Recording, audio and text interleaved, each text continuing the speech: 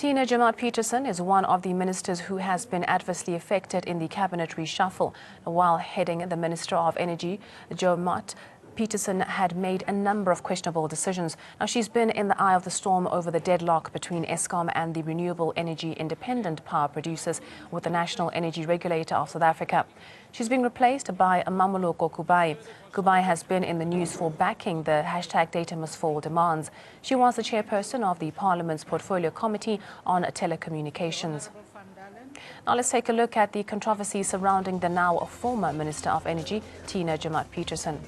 Under her, there was confusion over nuclear energy build program. Again, there was a tussle over the independent power producers agreements for renewable energy. On various issues, there were standoffs with Eskom.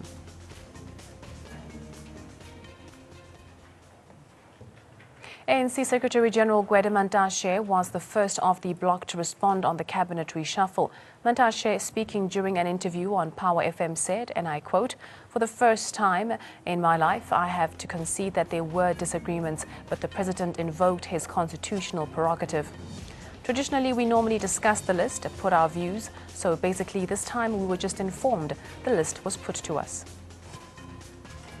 Clear from the statement, the ANC Secretary-General minced no words in bringing forward his dissent. What seems like a fissure within the ANC top brass has raised several questions. Mantashe says that there was almost no unanimous decision on the cabinet reshuffle. It would be interesting to see how the president would respond to the Secretary-General's charge.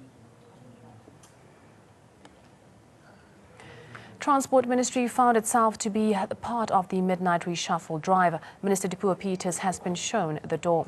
Now, critics would wonder if this was the ongoing PRASA crisis that clinched away the portfolio from her. A lesser-known Joe Maswanganyi has been given the reins of the ministry. Maswanganyi was the member of Executive Council, Sports, Arts and Culture in Limpopo. He was also the Limpopo Provincial Legislature.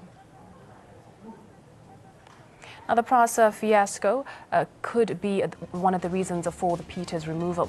Peters accused the former PRASA board, chaired by Popo Molefe, of collapsing the agency. Peters acted in the public interest and removed the board and appointed an interim structure. Peters' PRASA board presenting picture of increased fruitless and wasteful expenditure under the former board.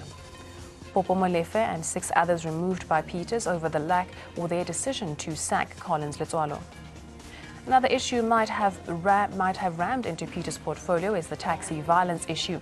There have been a spate of taxi violence issues and strikes in KZN and the Western Cape that the minister failed to contain.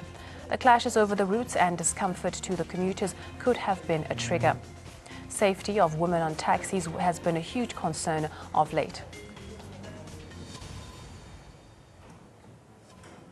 Fikile Razmataz Mbalula has a new playing field. The former sports minister has been appointed as the new sports minister.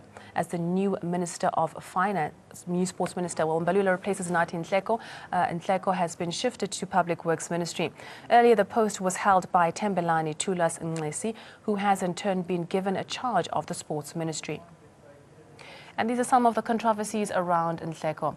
Issues concerning suspension of IPID head Robert McBride. 30 million rand controversy to be paid to an NGO. His relationship with Acting Police Commissioner Khomotso Phahlane and the Hawks boss General Burning Ntlemeza. Nhleko had acknowledged to Parliament's Police Committee that there were shortcomings in Ntlemeza's appointment. On the other hand, Fikile Mbalula has a few traits going in his favour. He's known for his flamboyant oratory skills. He's seen as ANC's direct connect with the youth. He has risen from the grassroots to the ministerial position. He has a clean track record. He's pioneered changes towards transformation in SA sports.